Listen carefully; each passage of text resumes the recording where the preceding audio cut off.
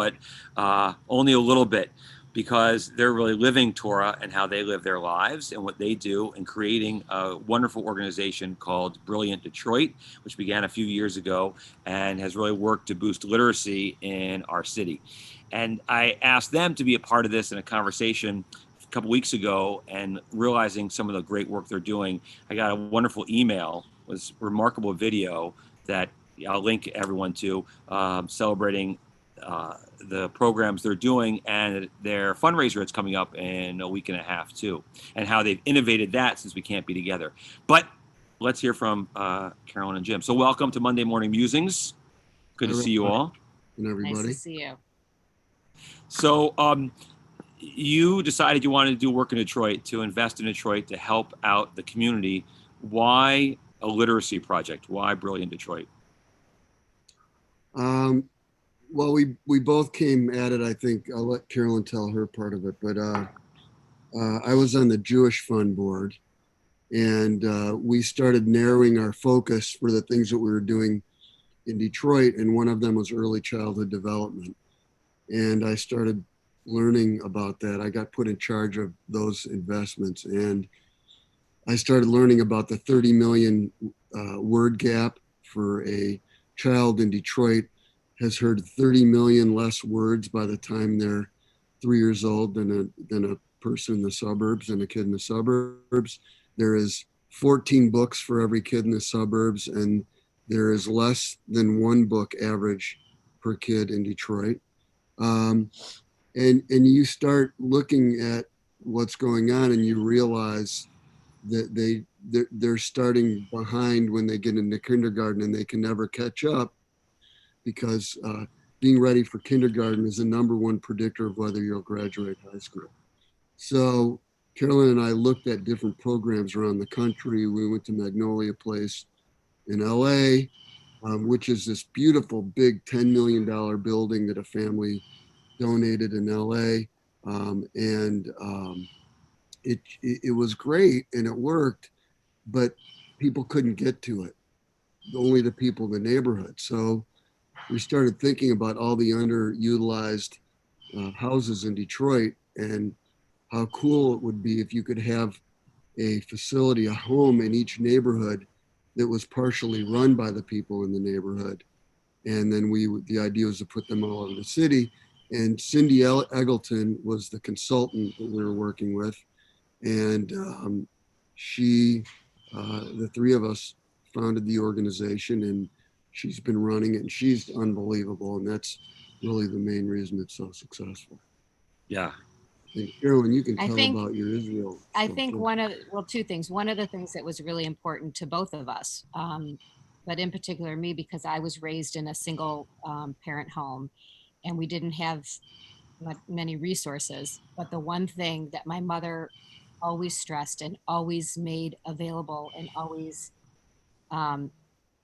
sort of was of prime importance to her was education. She was a teacher actually in Detroit, but she always made sure that we were at the library, that we went to, good schools, and she placed those opportunities in our laps. And so I think this is a beautiful way to honor her memory, and because of that, I have a love for literacy. I failed in having my kids have a love for literacy, but I'm going to try with the city of Detroit. So, and then another sort of, they're not completely illiterate. Actually. They're not completely. I would say, as someone who knows your children, you've done well in raising three. Readers. They're not readers like I'd like them to be. But another sort of culminating factor in bringing this idea together and bringing it into birthing it was a trip that I took to Israel several years ago. And we went to our partnership region, and we saw this program called PACT, which is Parents and Children Together. And it was taking all of the new Ethiopian immigrants who had emigrated to Israel, and they had never lived in a super modern society. They came from an agrarian culture where mostly they were carrying their children on their backs during the day. And as a result of that, the kids were growing up and missing their developmental milestones. And so Detroit actually funded a pilot project to start this program called PACT. And it really just taught young mothers how to interact with their babies, how important tummy time was, floor time, making eye contact, turn taking, talking even before the child develops language. And so I remember standing watching this program thinking, wow, we could use this actually at home, because there are lots of young mothers who don't know the importance of these things. Even I didn't know how important it was to turn take necessarily, or that language develops even before a child is able to spit out sounds. So that was in the back of my mind during this research for this program. I love the influence from Israel to Detroit and you guys motivating that and learning from those experiences too. I remember seeing PACT, I don't know, 12 years ago with my family on one of our trips there, and my kids playing with the children there, and how powerful that was. And I didn't realize that was something that gave you guidance too. That's really cool. What's been some of the greatest success? I mean, it's 4 years now? Brilliant's been going on? So, I mean, I remember when you first shared with me the idea, and then suddenly it's on the map, and then wow, how quickly, there's 8 homes? There's 8 homes open. There's 4 more in one stage of development or another. We've been slowed down a little bit in construction from COVID, but interestingly, 2 of the locations that are not up yet, we're servicing the people in those neighborhoods the same way we're servicing the other 8, because a lot of it's virtual right now. And that includes, we have, I think, about 300 kids that we're tutoring over Zoom. Carolyn's a tutor. And actually, their daughter's a tutor as well. Good. We're doing check-ins every week. There's a lot of food delivery. We're delivering kits for kids to work on with their parents, learning kits. And they know that they can rely on whoever's running that home in the neighborhood for whatever they need. And it's a sort of a connection point for resources all over the community into that community. And I would say that there are probably 3 factors that have helped us grow so quickly in such a short time. One is the power of partnerships. So we have over 90 partnerships with people who have all of these amazing programs, but they weren't getting the people to come and utilize those programs. And Brilliant Detroit has all of the people.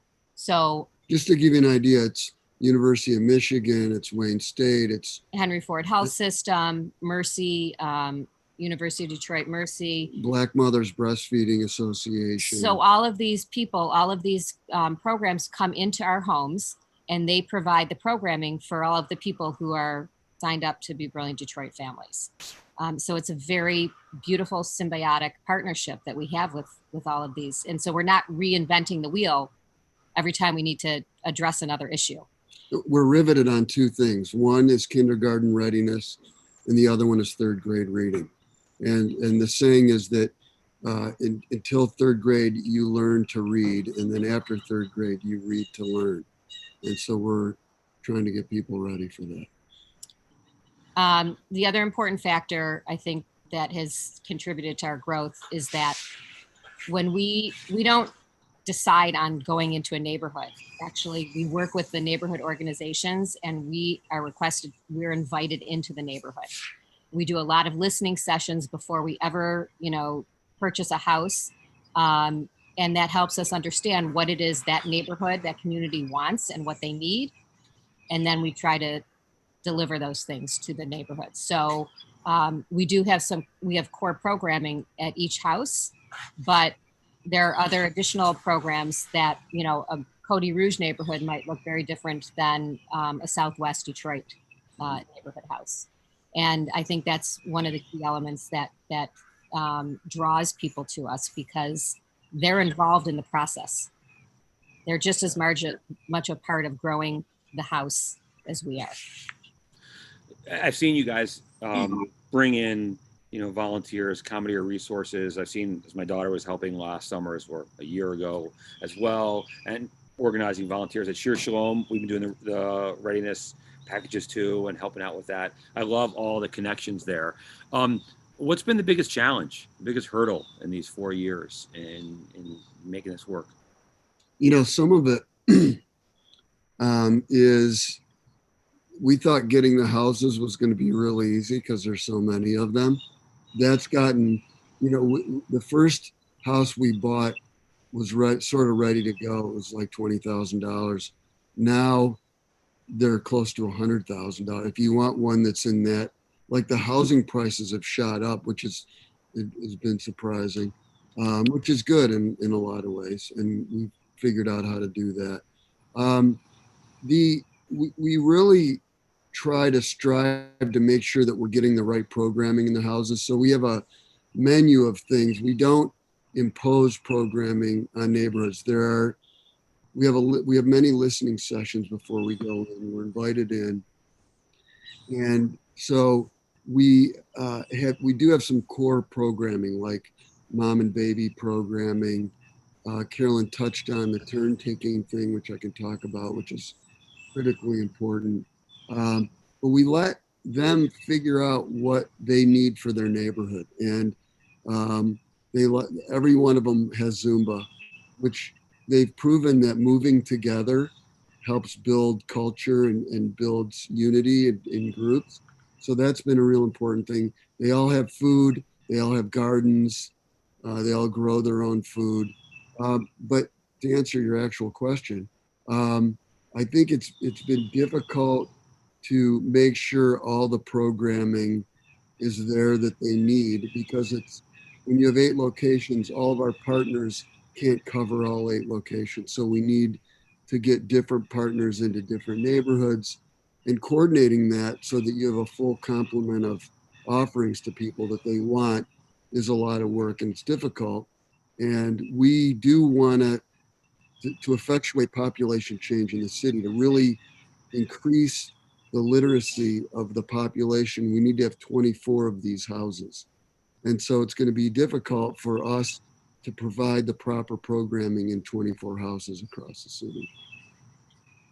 I would say it's not one of our greatest challenges, but a challenge that we have that we're actually working on right now is kind of related to mission creep. So yes, our core programming and our core, the reason that we started this program was to increase literacy throughout the city. But as you know, when you're serving an underserved population, there's a whole host of problems. And so we can't just say, okay, we want to increase literacy with, in early childhood.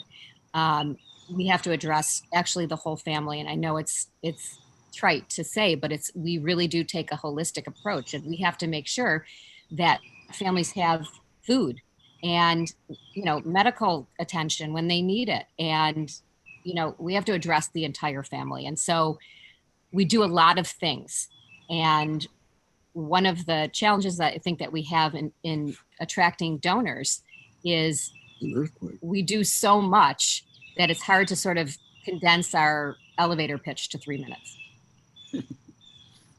I've given you 15 here. It's great.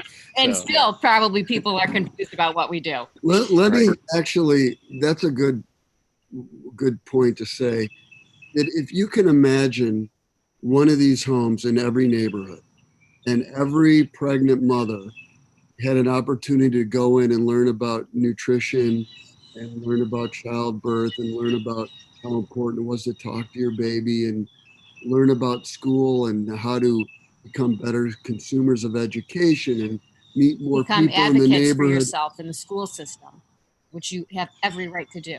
And if you can imagine every kid and family having that in their neighborhood and availing themselves of it, what every kid in Detroit, you can imagine how different the city would look in a generation. And so that's what we have to do. I mean, the neighborhoods have been decimated because the schools have been closed. More than half the houses in certain neighborhoods are gone. So the sense of community, when you grew up and when I grew up, we knew, when we did something stupid, our neighbor's mother would yell at us, and it was the whole neighborhood that helped. that doesn't exist there anymore. So to the extent we can bring that back, it really helps form the child better. And you've probably read stuff about it. Neighborhoods affect kids' development and where they end up more than their parents do. So you can have a really screwed up parent, but if you have a good neighborhood where people are watching out for the kid, that can have almost or more of an impact on the kid in a lot of cases. Let me just wrap that up in a bow, because one of the beautiful offshoots or byproducts of having these community hubs in the neighborhoods is that it has really um, helped stabilize neighborhoods, because people who have lived next to each other or down the street from somebody for 10, 15 years never knew them. And now that they have this community hub to go to and to feel proud of, it's really helping build neighborhood and community.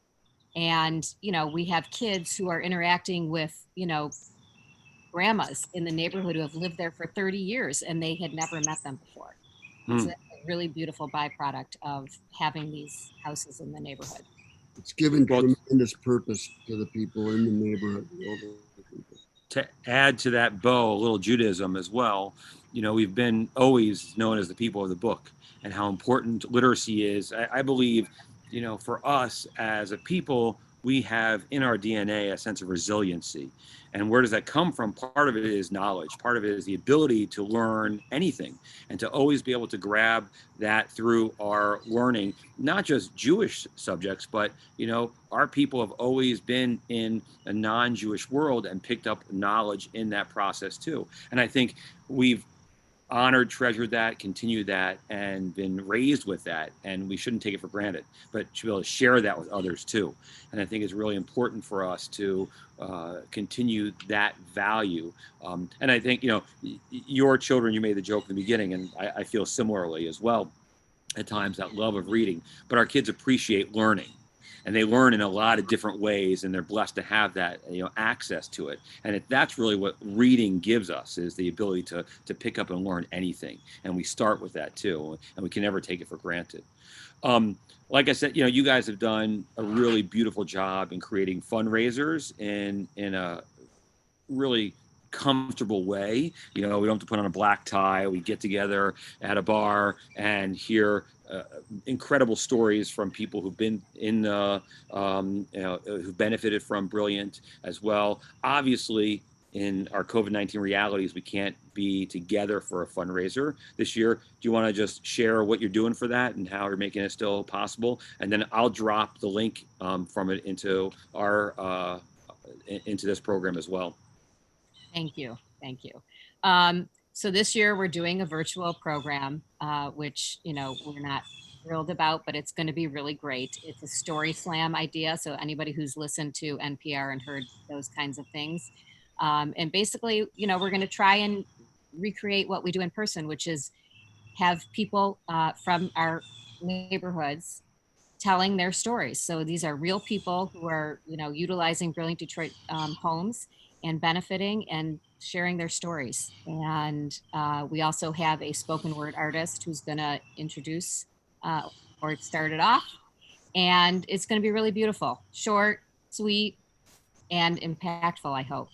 And Yeah, so I you hope know, people attend. most people don't give money to organizations because of the event. And so we want to do an event and we want to connect people, but it's been pretty easy to call people, which we've been doing for the last month and a half or so. And Yes, I know. it's not so easy for them to when we grind money out of them, but it's gone really well. We always need more because we need to get to 24 houses. We don't have the funding for 24 houses, but we are over budget on our fundraising this year, which is great. And so it's been great. Well, you feel good in supporting an organization like Brilliant because you know what it's going towards and you see the results. Hearing that was a mom, I remember hearing her story a couple years ago, and it was so powerful when she said, I wasn't raised with this. I wasn't given this as a child, Yeah. and my mom wasn't given this as a child. I didn't, but now, and then hearing, an 8-year-old share what she's had, it's remarkable. And it's really, it's such an important thing that, again, so often for us in our bubble, we take for granted. And so I'm thrilled that you've taken this on, that you've seen this as such a value and learned that too. Look, I followed you to APAC, Jim, when you said to me a decade ago, Michael, you got to go with me, this is important. And you showed me why there is value in that organization and why I support that. You two are leaders in our community from Hebrew Free Loan. Dave Contour was on a few weeks ago with us too. Carolyn, I know how important that is. You guys know good So organization. fundraising chair for Federation. So she's going to probably come after you for that too. Well, you guys pick things well, and you are really thorough in what you care about, and it means a lot to our community. So thanks for introducing some people who might not know of Brilliant to our platform today, and continuing the good work with it as well. I really appreciate your time this morning. Thank you. Appreciate you. Yeah, you've connected the congregation and a lot of people to Brilliant Detroit, and we know that and we appreciate that. And you never know how much that's helped the organization too. So we really appreciate it. Awesome. Well, and in this month of Elul, I wish you a Shana Tova Mituka, a good and sweet Happy New Year, as we continue to grind forward and get through these challenging times, but find meaning within it as well. So thanks so much. Thanks, Rabbi. Good job.